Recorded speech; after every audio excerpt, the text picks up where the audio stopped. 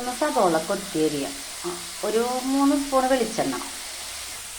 ഇത് സോയാബീൻ ചെറിയ കഷ്ണങ്ങളായി അരിഞ്ഞതാണ്, അതായത് 2 പാക്കറ്റ്, ഒരു 100 ഗ്രാം.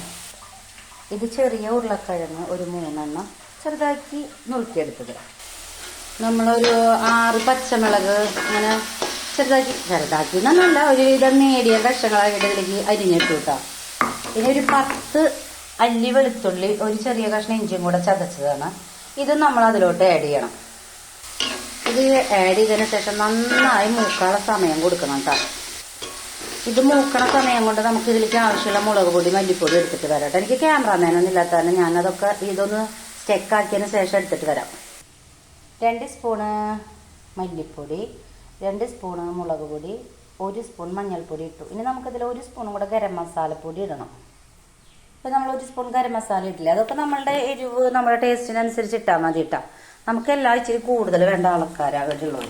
ഈ പരിവാകുമ്പോൾ നമുക്ക് ഇത് പൊടികളെല്ലാം കൂടെ ആഡ് ചെയ്യാം. എന്നിട്ട് ചെറിയ തീയിലിട്ടിട്ട് പരമാവധി, വെളിച്ചെണ്ണ ഒന്നും അധികം വേണ്ട കേട്ടോ. വെളിച്ചെണ്ണ വേണ്ട, ഓയിലും വേണ്ട, നെയ്യും വേണ്ട, ഇല്ലാതെ ഇങ്ങനെ ഇത് റോസ്റ്റ് ചെയ്തെടുക്കാം. ഈ സമയത്ത് നമ്മൾ എന്താ ചെയ്യേണ്ടതെന്ന് വെച്ചാൽ ഈ അരിഞ്ഞു വെച്ചിരിക്കുന്ന സോയാബീനില്ലേ അതിങ്ങനെ ഇട്ട് കൊടുക്കാം. അതൊരു പരുവാവട്ടെ. ഇനി നമ്മൾ ഉരുളക്കിഴങ്ങ് ഇടാം. ഉരുളക്കിഴങ്ങ് ഇട്ട് കഴിഞ്ഞാൽ ഇത് വീണ്ടും ഇളക്കാം. ഇതിൽ വേണമെങ്കിൽ ഗ്രീൻ ബീൻസ്, പച്ചപ്പട്ടാണി വേവിച്ചിടണമെങ്കിലും ഇടാം കേട്ടോ. നമ്മളിതൊന്നും വേവിച്ചിട്ടില്ല, ഒക്കെ ഇങ്ങനെ ഇതായിട്ട് ഇട്ടേക്കണത്. പിന്നെ നമ്മളിത് ഒന്ന് സെറ്റാക്കി എടുത്തിട്ട് പറയാം. ആവശ്യത്തിന് ഉപ്പിട്ട് കൊടുത്തിട്ടുണ്ട്. ഇളക്കിയിട്ട് ചെറിയ തീയിൽ നമ്മളിത് വേവിക്കാൻ വയ്ക്കണം. ഒരുപാട് തീ ഇടരുത്, ഇതൊക്കെ വെന്ത് വരണം. മല്ലിയിലും വേപ്പലും നമ്മൾ ലാസ്റ്റ് ഇടുള്ളൂ. എല്ലാവരും പറയും കറിയുടെ ഒപ്പിടണമെന്ന്, ഞാനിടാറില്ല, അതിൻ്റെ ഗുണവും മണവും നഷ്ടപ്പെടും. ഇനി നമുക്കിത് അടച്ച് വെച്ച് വേവിക്കാം കേട്ടോ. കണ്ട വേപ്പില നമ്മളിതിലിട്ടു.